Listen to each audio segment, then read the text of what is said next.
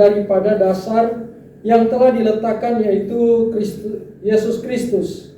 Entahkah orang membangun di atas dasar ini dengan emas, perak, batu permata, kayu, rumput kering, atau jerami? Sekali kelak pekerjaan masing-masing orang akan nampak, karena hari Tuhan akan menyatakannya.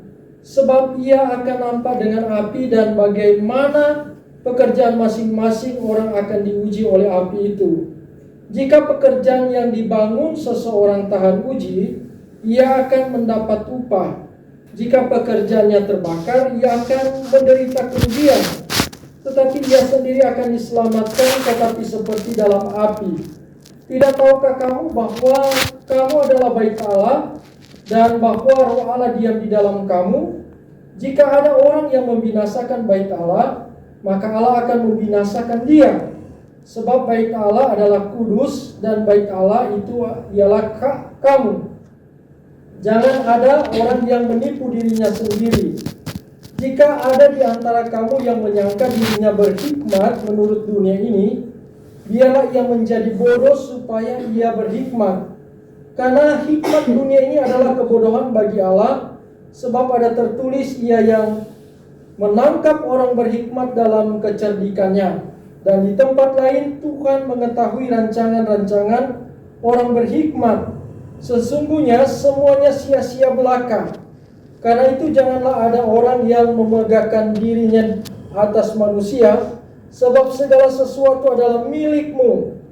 Baik Paulus, Apolos maupun Kefas, baik dunia hidup maupun mati, baik waktu sekarang maupun waktu yang akan datang, semuanya kamu punya, tetapi kamu adalah milik Kristus, dan Kristus adalah milik Allah. Demikian jauh kebenaran firman Tuhan. Berbahagialah kita yang mendengarkan dan melakukan kebenaran firman Tuhan di dalam hidup kita sebagai orang yang percaya kepada Tuhan Yesus Kristus. Nah, sebelum saya melanjutkan tentang khotbah saya dapat satu video yang sangat bagus yang berhubungan dengan khotbah kita pada malam hari ini. Nah, kita lihat dulu.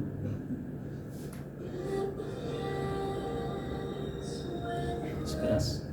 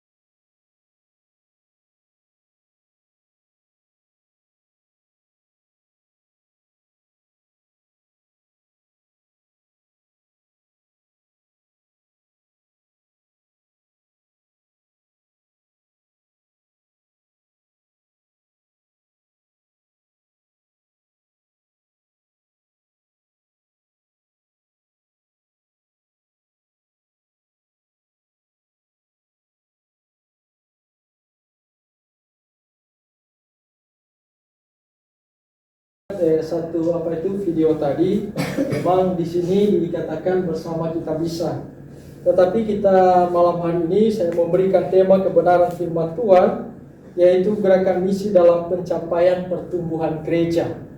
Nah, sesuai dengan visi misi atau misinya dari gembala kita di tempat ini, mungkin berapa tahun berikutnya kita akan mencapai 500 anggota Gereja Alkitab Anugerah yang ada di Sulawesi Tengah. kalau mungkin di dongi-dongi juga bisa ada 200, di tempat lain bisa ada 500, 300, ya itu sangat luar biasa. Tetapi kita mulai sekarang ini ada satu kegerakan misi kita, atau bagaimana kita bisa mengutus orang, bagaimana kita bisa mengutus diri kita untuk pergi untuk memberitakan tentang kabar baik kepada banyak orang. Nah, saudara-saudara yang saya kasih dalam Tuhan kita Yesus Kristus, gerakan misi dalam pencapaian pertumbuhan gereja. Artinya bahwa kalau tidak ada satu kegerakan bagi kita, berarti pertumbuhan tidak akan terjadi, ya kan? Nah, bagaimana kita bisa mencapai pertumbuhan itu? Berarti kita harus ada gerakan, semua kita harus bergerak. Nah, oleh sebab itu saudara-saudara, pertanyaan bagi kita, bagaimana gerakan misi itu bisa mencapai pertumbuhan gereja? Jadi bagaimana kalau kita melihat di dalam bagian firman Tuhan ini yang baru kita bacakan tadi, bahwa bagaimana gerakan misi itu bisa mencapai pertumbuhan gereja. Nah, yang pertama saudara-saudara, kalau saya memperhatikan di dalam ayat yang ke-9 di dalam firman Tuhan di dalam 1 Korintus pasal yang ketiga, ayat yang ke-9 dikatakan di situ bahwa karena kami adalah kawan sekerja Allah, kamu adalah ladang Allah, bangunan Allah. Jadi yang pertama, bagaimana gerakan misi itu bisa mencapai pertumbuhan gereja? Yang pertama adalah kita harus bekerja bersama-sama. Lalu kalau kasih balik, sama-sama apa itu? Bekerja di ladang Tuhan. Jadi yang pertama kita harus bekerja sama-sama, sama-sama bekerja di ladang Tuhan. Ada kan kita mau bekerja sama-sama, tapi ada sama-sama tidak mau bekerja sama, ya kan? Nah, sama seperti tadi, ya kan? Mereka bisa, ya. Mereka bisa, kenapa? Ada saling kerjasama bagi mereka. Sudah ada kerjasama, jadi sama-sama bekerja. Kadang-kadang kita ada bekerja bersama-sama tapi tidak ada yang bekerja, ya kan? Ayo kita kerja bakti, sama-sama kita pergi, tetapi sama-sama kita tidak bekerja. Sama seperti mereka tadi ini, ya kan? Sama-sama bayangkan itu bola, ya kan? Sama-sama kan mereka kerja, sama-sama mereka sehingga bolanya tidak jatuh. Bagaimana juga ada yang manjat, bagaimana mereka bekerja bersama-sama, sama-sama juga bekerja, mau kasih naik semua orang yang ada di sana. Nah, kita harus bekerja sama-sama, sama-sama bekerja di ladang Tuhan. Karena itu Rasul Paulus katakan bahwa karena kami adalah kawan sekerja Allah, kamu adalah ladang Allah, bangunan Allah. Jadi saudara-saudara yang saya kasih dalam Tuhan kita Yesus Kristus, mengapa kita harus bekerja bersama-sama dan sama-sama bekerja di ladang Tuhan? Karena Rasul Paulus, nah kita tahu bahwa konteks daripada ayat ini di dalam ayat yang pertama sampai ayat yang keberapa itu, di situ memang ada satu perselisihan di antara orang-orang percaya mengenai siapa mereka punya pemimpin. Ada yang mengatakan, oh saya dari golongan Apolos. Oh mereka mengatakan bahwa saya dari golongan daripada Paulus. Dan saya tidak bisa bergabung, saya tidak bisa bekerja sama. Kadang-kadang di dalam satu organisasi yang sama juga, kadang-kadang seperti itu. Oh saya tidak mau bisa bekerja sama dengan si A, saya tidak mau bekerja sama dengan si B. Kenapa? Karena saya lebih cocok dengan dia. Memang ada seperti itu, ya kan, saling baku cocok, saling berpengertian satu dengan yang lain, saling bekerja sama, bahkan sama-sama bekerja. Nah, saudara-saudara yang saya kasih dalam Tuhan Yesus Kristus, mengapa kita harus bekerja sama-sama dan sama-sama kita harus bekerja di ladangnya Tuhan? Karena dikatakan di dalam ayat yang ke-9, Rasul Paulus katakan, karena kami adalah kawan sekerja Allah. Nah, kita semua yang ada di tempat ini sebagai apa? Kawan. Saya dan Pendeta Amiruddin itu sebagai kawan. Saya dengan Pak Raymond itu kawan. Kawan sekerja Allah. Demikian pula jemaat-jemaat yang ada di tempat ini. Kita semua ini adalah kawan sekerja Allah. Nah, saudara-saudara yang saya kasih dalam Tuhan Yesus Kristus, kawan berarti apa? Kalau kita berbicara tentang kawan, berarti berbicara tentang apa? Kita teman. Kalau kita berbicara tentang lawan daripada teman, apa? Musuh. Nah, kadang-kadang di dalam satu organisasi juga saudara-saudara, mengapa gerakan misi itu tidak mencapai satu pertumbuhan? Kenapa? Ada saling bermusuhan di antara satu dengan yang lain. Kenapa? Karena kita kurang memahami apa yang dikatakan bahwa kita adalah kawan sekerja Allah. Berarti teman sekerja Allah. Berarti saya dengan Pak Mo juga kawan sekerja Allah. Saya dengan Pak Yanis juga kawan sekerja Allah. Kita bersama-sama apa? Bersama-sama di ladangnya Tuhan. Tuhan punya ladang. Nah, karena kita kawan sekerja Allah di ladangnya Tuhan. Berarti kalau kita di ladangnya Tuhan, kawan sekerja, berarti kita teman, bukan musuh. Ada yang menganggap bahwa kita ini tidak bekerja di ladangnya Tuhan. Ada orang berpikir mungkin saya ini bekerja di ladangnya orang lain. Sehingga apa yang kita kerjakan, ya kan, wah biar tuh, kamu bisa selesaikan sendiri. Saya kan bekerja di tempat yang lain, kamu kan bekerja itu. Kalau kita sama-sama mengakui bahwa, oh ini ladangnya Tuhan. Kalau umpama disuruh untuk membersih, ya kan, sama-sama kita bekerja sama supaya bisa kita membersih ladangnya itu bersama-sama. Kalau ada 20 orang, kalau kita ada berapa orang di sini? Kalau kita ada 20 orang di sini, ladang Tuhan. Kalau dia satu hektar, maka 20 orang yang bekerja, ya kan, cepat selesai. Tapi kalau cuma satu orang yang bekerja di ladangnya Tuhan, yang lain kita menonton, ya kan. Kalau sama seperti kalau kita lihat di Nafud itu di Padang, ya kan. Kalau kita pikir kalau cuma satu orang itu bekerja di Padang itu, bayangkan baru 7 hari dia bekerja kasih paras-paras yang ada di taruhlah di 20 hektar ke depan, karena ada bapak mengaku bahwa dia punya tanah itu berapa hektar, ada 16 hektar di Padang, dan dia memberikan 1 hektar ke kita dan sudah diparas. Nah, kalau seandainya cuma satu orang yang menangani 16 hektar itu, baru di 7 hektar sudah tumbuh lagi yang tuh di yang tuh di 1 hektar ini, ya kan. Begitu terus sampai di sana itu sudah tumbuh, balik lagi dia.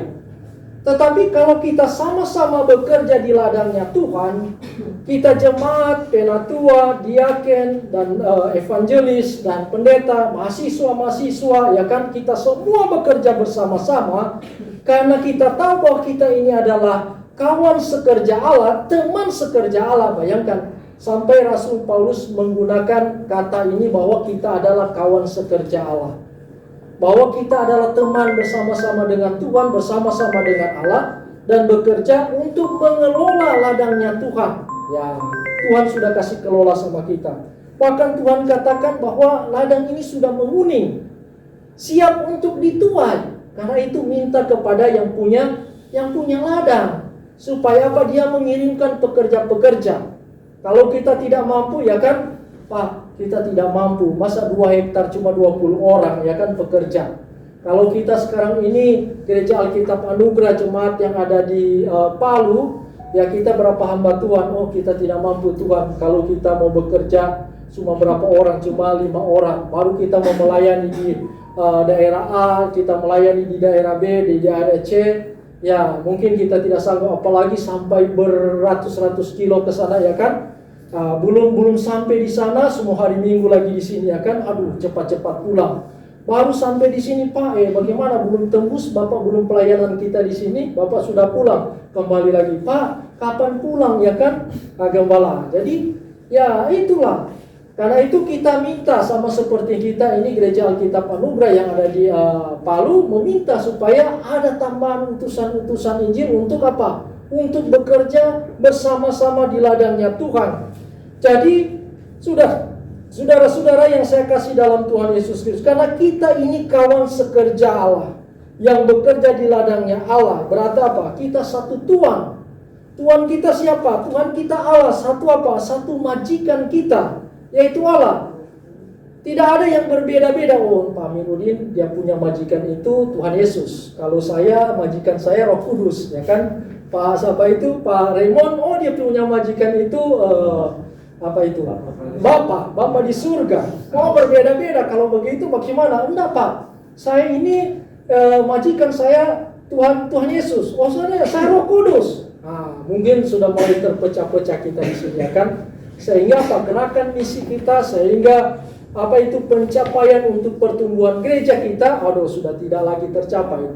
Kurang baku kurang baku musuh satu dengan yang lain, kurang baku marah. Kita ini pekerja Roh Kudus. Oh enggak, saya ini dari Allah Bapa, saya ini dari Yesus Kristus. Nah, ladang sudah menguning, dan itu perlu kita kerja sama-sama. Kalau kita tidak kerja sama-sama, ya sudah mau busuk dulu yang di sana, ya kan, kita menyesal. Kalau cuma satu orang yang mau panen, sudah menyesal terlebih dahulu. Nah, karena kita adalah apa dikatakan di dalam ayat yang kelima di sini dikatakan. Jadi, apakah Paulus, pelayan-pelayan Tuhan, yang olehnya kamu menjadi percaya, masing-masing menurut jalan yang diberikan Tuhan kepadanya. Aku menanam, Apolos menyiram, tetapi Allah yang memberikan pertumbuhan. Jadi saudara-saudara, tadi dikatakan bahwa kita ini adalah kawan sekerja Allah. Nah, berikutnya juga dikatakan bahwa karena kita ini adalah pelayan-pelayan Tuhan. Pelayan-pelayan Tuhan. Jadi Tuhan suruh ambil apa ya? Ngana ambil skop, bagale di lubang. Tuhan suruh apa ya? Ngana ambil air, siram ini tanaman. Jadi Tuhan bisa perintah kita, karena apa? Karena kita ini sepelayanan, teman sekerja, dan kita melayani juga siapa? Melayani Tuhan. Jadi di sini dikatakan ada yang jadi tukang tanam, sama seperti Rasul Paulus. Dia katakan bahwa saya sebagai rasul juga, dia sebagai penanam, tetapi juga Apolos juga bisa menyiram, tetapi Allah yang memberikan pertumbuhan. Jadi pendeta Amiruddin yang menanam, ya kan, menyediakan bibit. Saya bisa tambahkan menanam. Pak juga, Raymond juga bisa menanam, ya kan, dan menyiram. Ada hamba-hamba Tuhan yang menyiram. Nah itu sama seperti Rasul Paulus. Tetapi dikatakan di sini Allah yang memberikan pertumbuhan. Kalau tidak saya, itu jemaat itu tidak mau bertumbuh. Kalau bukan saya yang di sana, yang urus di sana tidak bertumbuh. Tapi ingat bahwa pertumbuhan itu berasalnya daripada Allah. Jadi kita hanya disuruh untuk menyiram, karena Tuhan yang punya ladang. Tuhan katakan bahwa kita sebagai pelayan-pelayan, karena ambil air atau karena siapkan bibit ada di sana, silakan tanam, dan ini air kamu siram. Tetapi kadang-kadang juga ada yang boleh dikatakan jangan ada yang kasih mati juga, ya kan? Seperti itu. Kadang-kadang juga di dalam satu organisasi tanpa kita sadari, kadang-kadang juga ya ada teman-teman hamba Tuhan yang sudah menanamkan benih Injil kepada orang-orang, membuka ladang-ladang. Lalu ada yang sudah ada yang menyiram lewat firman Tuhan, menguatkan jemaat-jemaat yang baru dibuka. Tahu-taunya ada yang kasih mati, ya kan? Begitu. Nah, artinya apa? Mungkin dia sirik, ya kan? Kadang-kadang juga di dalam di dalam dunia ini juga, kadang-kadang kalau kita tanam sesuatu, ada orang yang kasih mati. Ya, dia kasih mati, dia injak-injak, ya kan, supaya tidak bertumbuh, biar cuma siksa sendiri, supaya kan lihat, ya kan? Dia maunya mati, malahan dia berdoa, ya Tuhan, semoga tidak ada hujan, supaya dia tanam itu jagung tidak tumbuh-tumbuh, ya kan? Dia berdoa juga seperti itu. Kadang-kadang juga ada hamba Tuhan seperti itu, ya kan? Dia tidak mau melihat perkembangan atau pertumbuhan daripada gereja, pelayanan-pelayanan kita, walaupun dalam satu organisasi. Tidak, biar mungkin dia kasih patah semangat kita, ya kan? Mana mungkin mereka bisa itu, ya kan? Nggak bisa itu mereka itu dia, nggak boleh itu pelayanan di situ, nggak boleh ini, semua nggak boleh, ya kan? Mana bisa kamu dapat uang sebegitu besar? Akhirnya sudah mulai mati, ya kan? Nggak boleh siram. Ada yang suka siram, ya kan? Saya semua piba siram, percuma mau siram. Mau hujan. Ya pakai payung, basiram pakai payung, ya kan? Supaya tidak basah. Tapi itu percuma kamu mau piba siram di sana. Kenapa? Nanti akan ada panas. Jadi susah-susah capek. Nanti kamu ke sana lelah sendiri. Tetapi saudara-saudara, itulah banyak seperti itu, ya kan? Kadang-kadang juga saya kalau tanaman saya kasih mati juga. pisang sih 1 minggu ya tumbuh lagi. Saya tanam mangga, saya tidak suka dia mau tumbuh terlalu besar, ya kan? Ya, saya tanam di Jono Oge. Jadi saya patahkan pucuknya supaya dia tidak mau berkembang. Kadang-kadang juga banyak orang seperti itu, hamba Tuhan kasih patah dia punya itu, nggak usah kirim dia donasi supaya apa itu? Supaya dia tidak bisa bergerak. Tidak usah kirim apa itu dia, nggak usah kasih surat apa itu, nggak usah kasih surat tugas dia. Sepatah dia punya semangat ya kan, kamu bukan di situ, kamu punya tempat. Mungkin sama seperti itu. Saya juga dalam tanaman ya kan, saya pelajari juga ya. Kadang-kadang juga di dalam tumbuhan juga saya bikin seperti itu ya kan. Saya tidak mau itu tanaman itu bertumbuh. Tapi 3 hari kemudian esok 3 cabang dia. Malah saya mau kasih mati pucuknya, malah dia bertiga.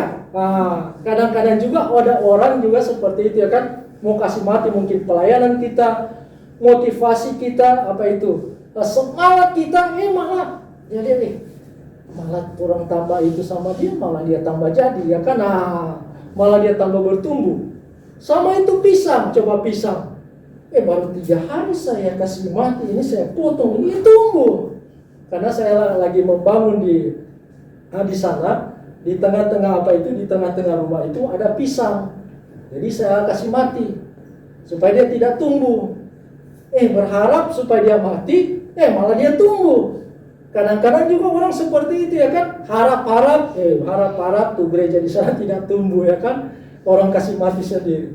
Tiba-tiba tumbuh, nanti orang muncul ya kan, tiba-tiba sudah ada gereja, tiba-tiba sudah ada jemaat. Itu luar biasa.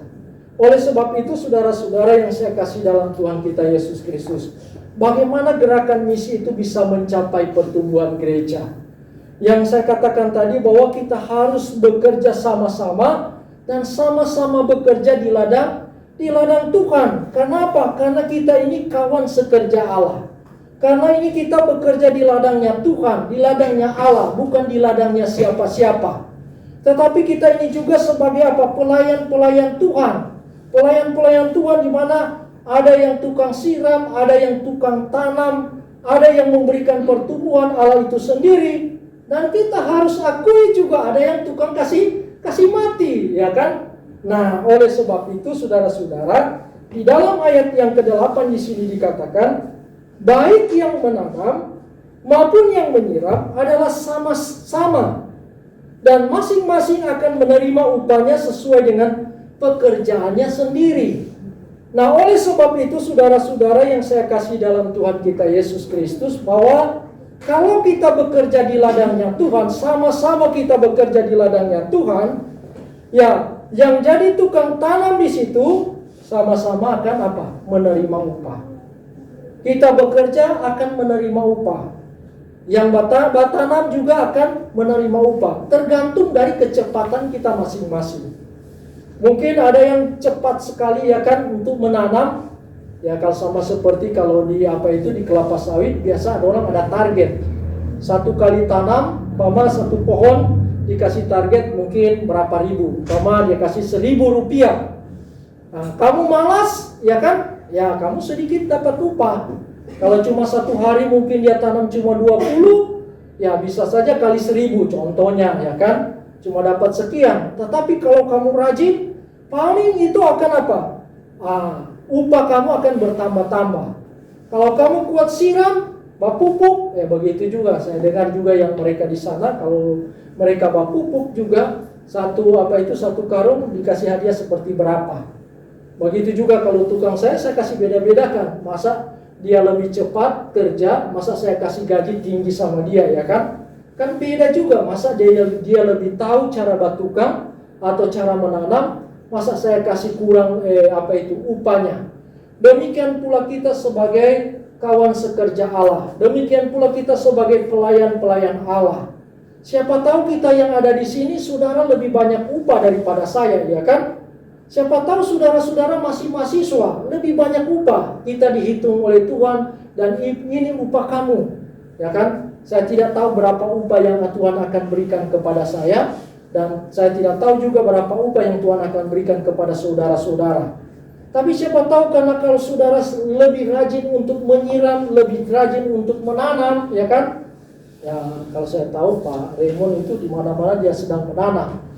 Ya pasti dia lebih banyak upah yang Tuhan berikan kepada dia kalau dibandingkan dengan saya. Mau ke Morowali. Sedikit saya harus merendahkan dulu. Mau ke Morowali, Ya. Apalagi mau ke Morowali. Londi. Ya kan, Londi ya. Bayangkan dari suku ke suku beliau pergi. Bahkan bermalam-bermalam, saya tidak tahan terlalu bermalam di sana. Karena kalau cuma makan ubi, sana pernah saya naik gunung makan ubi sampai saya punya ini so lemas sekali karena cuma ubi di dalam perut. Sedangkan saya makan nasi, ya kan. Akhirnya saya lihat tomat yang ada di jalan, saya makan tomat supaya saya kuat. Pokoknya saya curi, minta maaf ya, karena saya so lemah ini. Saya makan tomat di di pinggir-pinggir jalan. Ya, kurang itu yang bikin kuat. Karena ada biasa kalau di gunung kan mereka parut ubi lalu kasih masuk di bambu lalu dibakar. Memang enak, tetapi tidak tidak cocok bagi saya di dalam perut karena sudah biasa dengan perut nasi. Nah, nanti itu ya kalau Pak Raymond mungkin dia sudah pernah rasa itu. Ayam di atas, ayam di bawah. Jadi kalau pagi-pagi mau kita bangun. Kokoruk ya, bangun di bawah. Nggak mau bangun, ribut. Ayam di atas, ayam di bawah. Kalau tidak mau bangun, pusing itu kepala. Nah itu mungkin ada mahasiswa STAM di sini ya kan lebih banyak upahnya. Karena apa? Wah dia sudah menanam lebih banyak daripada saya. Dia lebih banyak menyiram daripada saya. Saya cari yang jauh-jauh ya kan, air yang jauh-jauh. Nanti ada air yang dekat. Lalu saya ambil jauh-jauh. Dia sudah 3 kali, saya masih 1 kali. Tuhan itu sudah berapa kali kamu siram itu jemaat yang ada di ini, jemaat yang ada di sini kamu pergi siram, jemaat ada di sini. Ada juga Tuhan lihat tidak kasih upah sama orang ini. Dia pergi sana dia kasih mati jemaat, dia pergi sana dia kasih mati jemaat.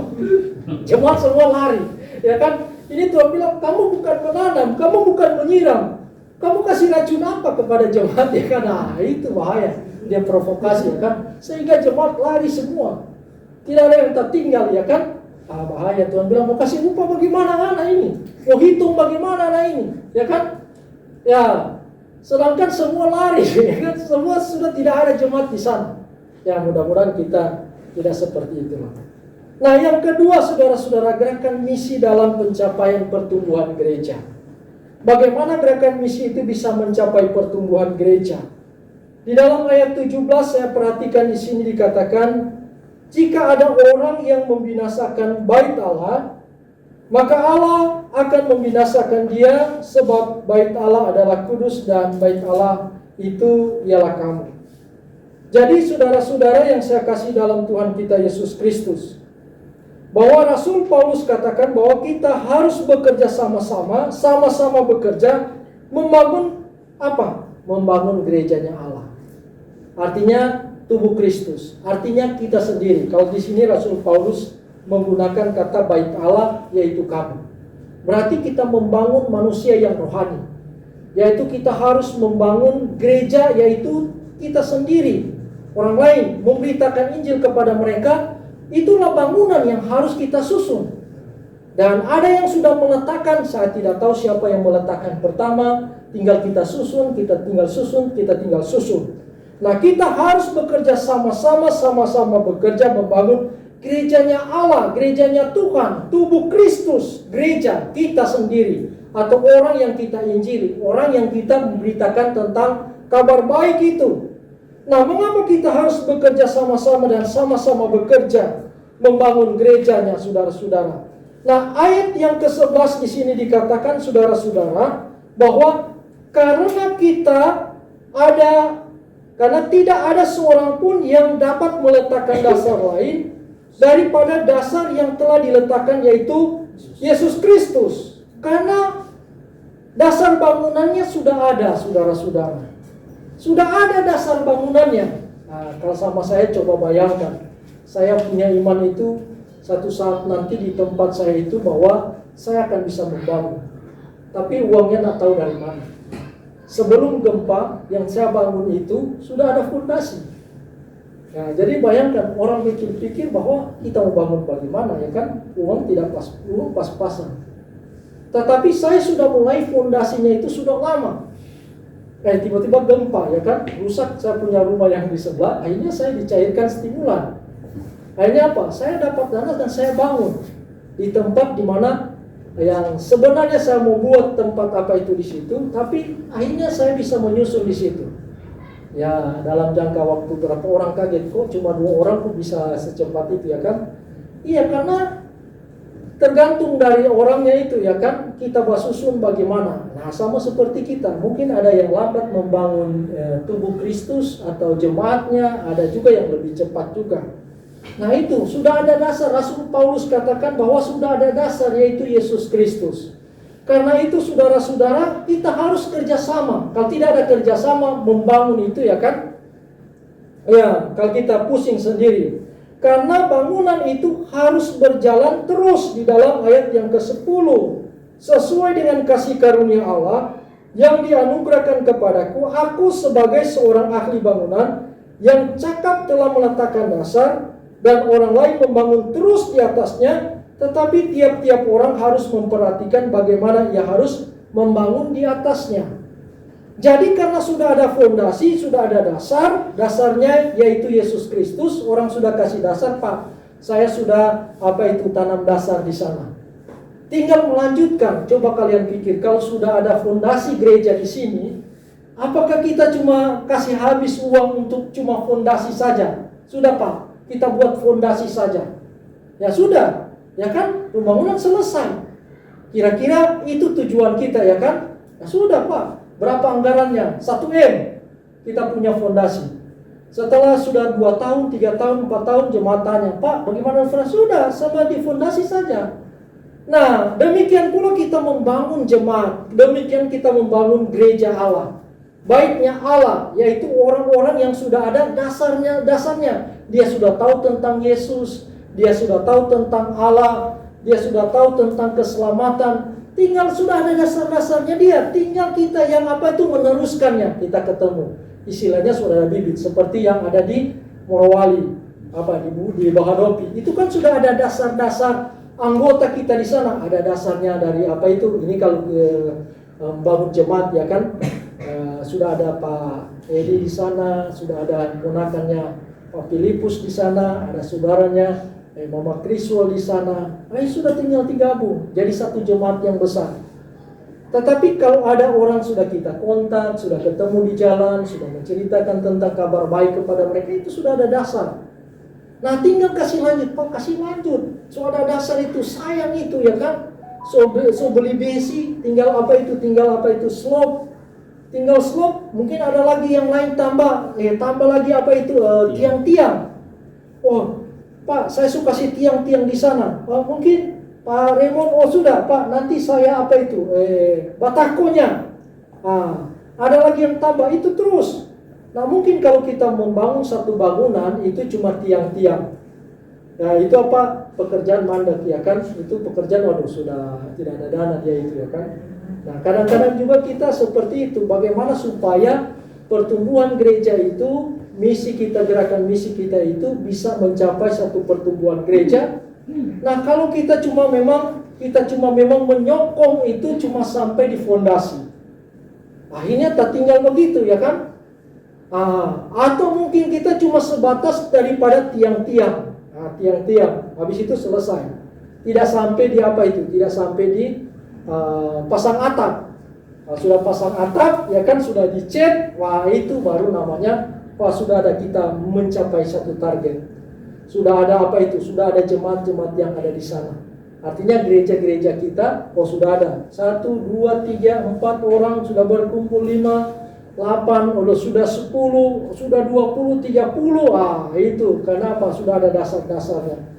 Nah saudara-saudara yang saya kasih dalam, tapi saudara-saudara juga Rasul Paulus katakan memang sudah ada dasar, tetapi tiap-tiap orang harus memperhatikan bagaimana ia harus membangun di atasnya. Harus dia membangun di atasnya. Kalau sama saya, seperti saya bisa batukan juga, tidak asal-asal begitu saya menyusun batako atau bata itu ya kan. Karena itu ada dia punya dia punya tali di bawah, ada dia punya tali di atas. Nah, kalau saya lihat begini, sudah tidak bisa lihat lagi yang tali di bawah karena sudah tertutup tali yang ada di atas begini, berarti dia sudah rata. Nah kalau kita cuma lihat, oh masih dapat lihat tali di bawah masih miring, nah pasti rumah itu ada bengkok sedikit ya kan, bagelembung di sini, bagelembung nanti nanti di plester. Tapi memakan biaya yang cukup banyak besar ya kan. Tetapi kalau kita sudah membangunnya, memperhatikan mana itu yang garis di bawah, mana itu yang garis di atas, sehingga dia lurus, sehingga kalau kita plesteran biaya semakin berkurang karena plesteran mungkin cuma setengah senti atau 1 senti. Nah kalau dia miring kiri, miring kanan, nanti orang lihat. Sama seperti saya membangun, saya bilang sama tukang, aduh ini agak ada miring begini sedikit yang tiang sana. Saya rasa tidak puas, ya kan? Karena kalau mau kejar itu kemiringan itu, saya bilang itu sangat jauh sekali. Apalagi kalau ada tiang-tiang terlalu banyak lubang, saya bilang aduh terlalu banyak pakai papan kita ini. Karena kita tidak memperhatikan kelurusannya tiang itu, sehingga waktu kita pengecoran setengah mati kita membuat mal. Nah demikian pula Rasul Paulus katakan bahwa kalau sudah ada dasarnya sudah ada, kalau yang membangun di atasnya harus perhatikan baik-baik. Jangan cuma asal kasih semen lempar ya kan. Mau jadi apa itu bangunan? Bangunan ini apa Pak? Ya kan? Ini marah-marah atau apa ya kan? Cara membangun marah-marah.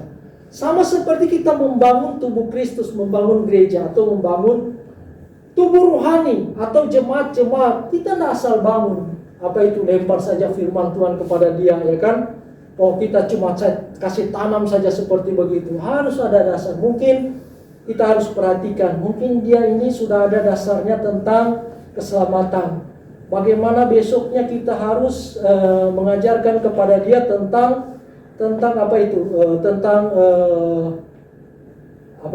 Alkitab, tentang manusia. Nah, kalau kita kan sini sudah ada dispensasi ya kan, dari tahap pertama kita harus belajar tentang ini, kedua, ketiga.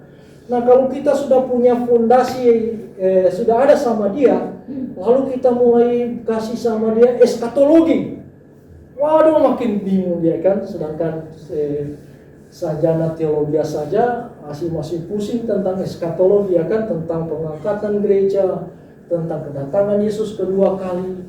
Lalu kita mulai saya kasih sama dia itu yang berat-berat. Tiba-tiba dari dasar kita suruh orang itu membangun di atapnya, ya kan? Orang bingung, Pak, belum ada tiang-tiang kok sudah ada atapnya. Nah, bagaimana itu Pak? Jadi mau letakkan di mana itu? Nah, lalu kita mulai ceritakan, di sini neraka, lalu di sini ada kerajaan 1000 tahun, kedatangan Yesus Kristus, apa semua Pak, mulai pusing saya ini. Saya belum terlalu itu. Coba ceritakan dulu tentang, mungkin kita kasih belajar tentang teologi sistematika dulu ya kan, mungkin kita kasih belajar tentang keselamatan, tentang tentang kristologi, tentang ini ya baru sehingga dia boleh mengerti. Sama dispensasi kita kasih belajar. Ini dulu kita kasih belajar, dan eskatologi itu paling terakhir ya kan. Jadi sehingga kita bisa membangunnya sehingga dia tertata, sehingga dia punya cara berpikir sebagai orang Kristen ya kan, sebagai orang yang percaya, sehingga orang lain bertanya kepada dia, bagus sekali dia ini, memang kayak pendeta dia ini, orang tabis tuh sama-sama dia ya kan, dia lebih daripada trompet pendeta. Nah, oleh sebab itu saudara-saudara, dikatakan karena pembangunan itu harus terus berjalan. Nah, karena pekerjaan masing-masing kita akan diuji. Di dalam ayat yang ke-13 di sini. Sekali kelak pekerjaan masing-masing orang akan nampak, karena hari Tuhan akan menyatakannya, sebab ia akan nampak dengan api, dan bagaimana pekerjaan masing-masing orang akan diuji oleh api itu. Jadi karena masing-masing pekerjaan kita itu akan diuji. Oleh sebab itu jangan asal-asal kita membangun yang akan diuji. Ada gempa bumi yang mengujinya, ada angin yang mengujinya. Demikian pula jemaat-jemaat kita, kalau kita salah meletakkan dasar-dasar kepada jemaat, apa terlebih orang-orang yang baru percaya, ya kan? Ya bisa saja baru ada itu sedikit, dia sudah goyah. Pak pendeta mundur saya. Soalnya saya tidak mampu lagi, ya kan? Jadi gereja Alkitab Anugerah.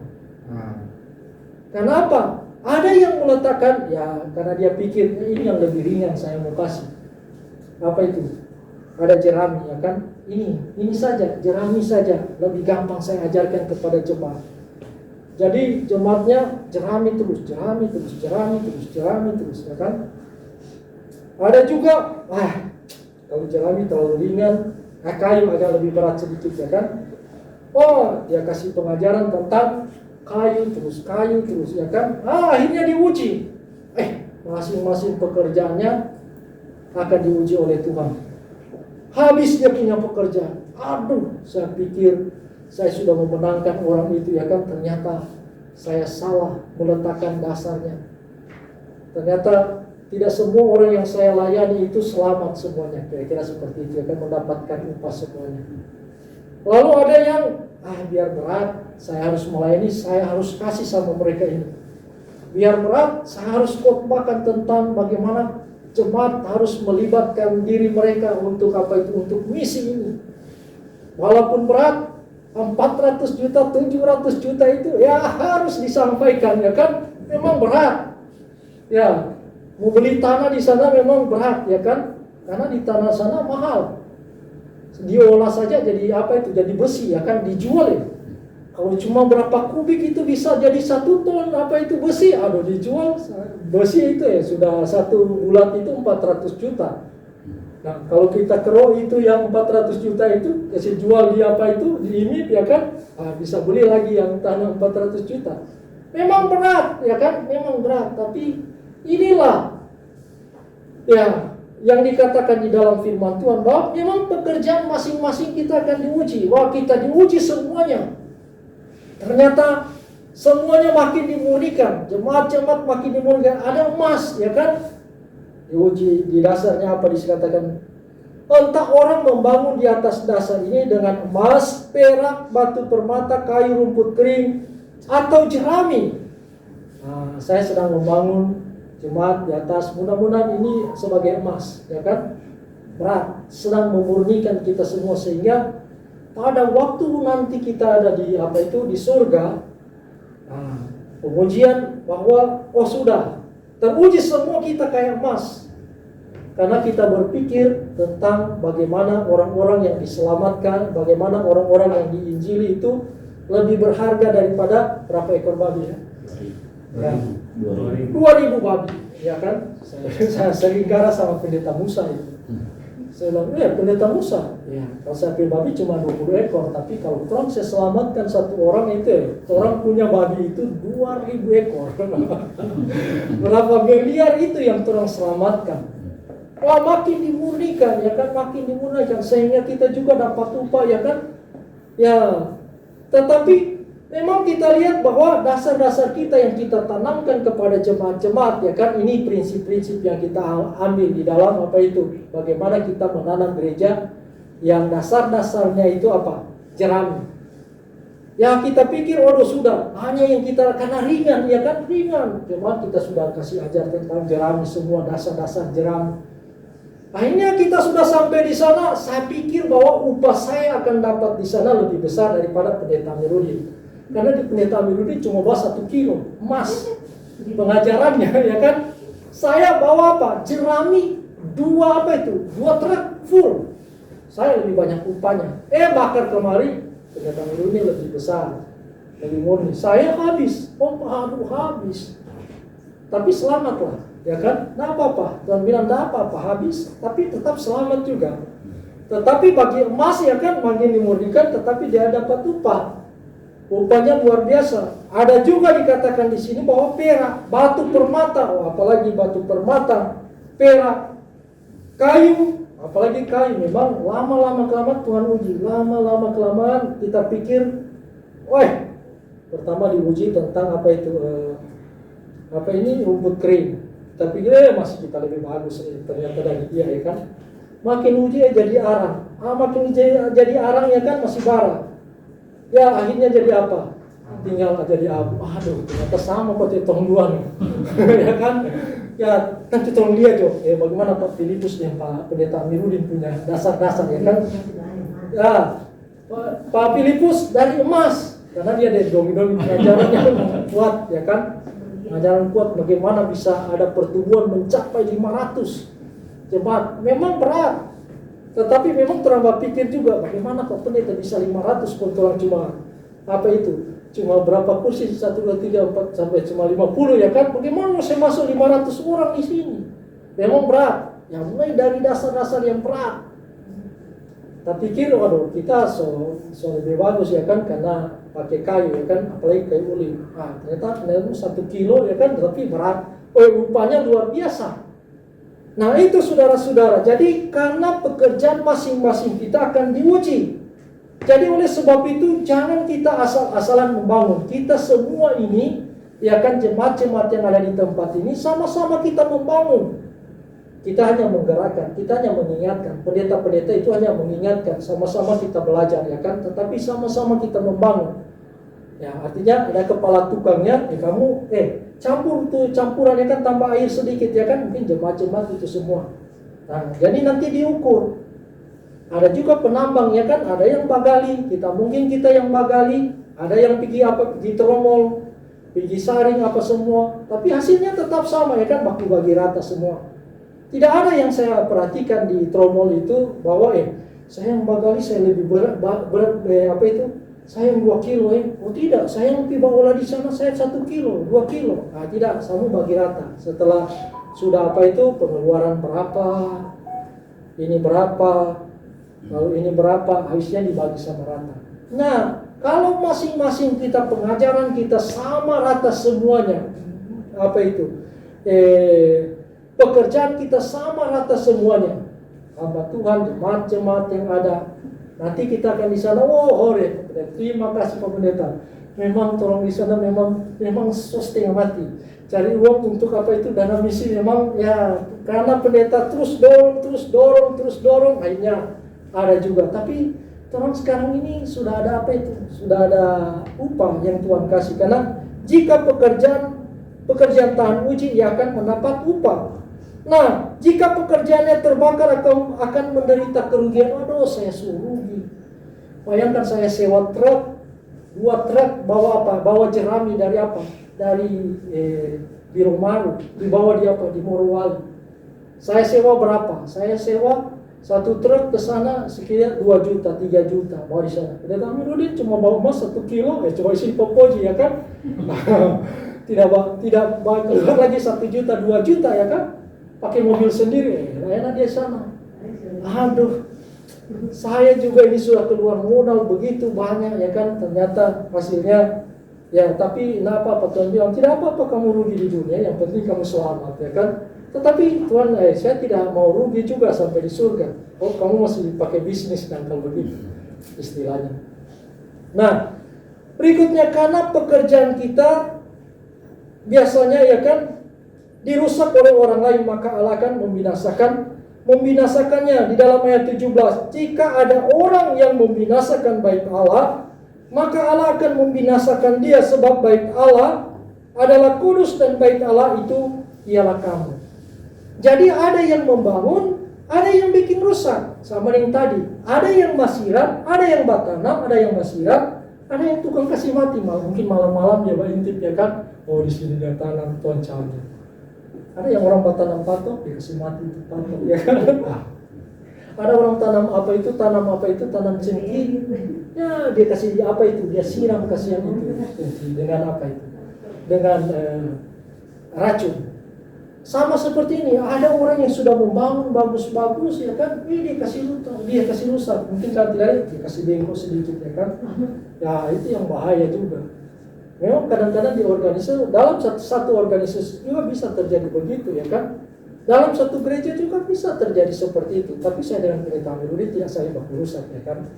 Ya, karena sama-sama saya dengan Pendeta Amiruddin. Kalau saya baku rusak ya kan, ya sama juga. Aduh, Nanti jangan ada Pak Pendeta itu, Pendeta Amir ini setengah mati ya khotbah, ini Pak Pendeta itu cuma kasih rusak-rusak juga. Nanti jadi cerita seperti itu ya kan.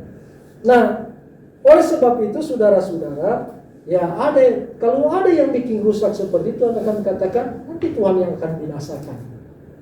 Ada yang Tuhan ada yang sering begitu, nah biar nanti Tuhan serahkan sama Tuhan. Nah, yang ketiga saudara-saudara yang saya kasih dalam Tuhan Yesus Kristus, bagaimana gerakan misi itu bisa mencapai pertumbuhan gereja. Yang ketiga, kita harus bekerja sama-sama bekerja untuk apa? Untuk kita. Jadi memang Rasul Paulus di sini dikatakan bahwa di dalam ayat 22, baik Paulus, Apolos maupun Kefas, baik dunia hidup maupun mati, baik waktu sekarang maupun waktu yang akan datang, semuanya kamu punya. Nah, bayangkan Paulus katakan, semua kamu punya. Karena kamu ini adalah milik Kristus. Kristus adalah milik Allah. Ini ada satu peristiwa, ini bapak ini dia bekerja kepada satu toke yang sangat kaya. Karena toke sangat mempercayakan apa itu bisnisnya kepada seseorang ini. Sehingga toke itu juga banyak berhasil, artinya banyak keuntungan. Karena tabungannya sudah cukup, dia bilang toke kita semua pulang, semua berhenti kerja. Dari apa itu? Dari ya sudah lama saya bekerja sama toke, artinya bos orang Cina toh. Ya sudah begini, sebelum anak pensiun dari kita pekerjaan, kita mau suruh bangun dulu ini rumah ini. Modelnya begini. Ini dia punya besi sekian. Karena dia pikir-pikir, aduh, mungkin ini kesempatan bagi saya untuk ya ada keuntungan sedikit. Jadi dia bilang pakai besi 10 ya. Dia bilang kasih beli 6 supaya kita ada keuntungan bawa di kampung. 6. Semen campuran 3 kali 1. Dia bagi 1 kali 6. Jadi dia plaster, dia apa semua, dia banyak keuntungan. Sudah toke.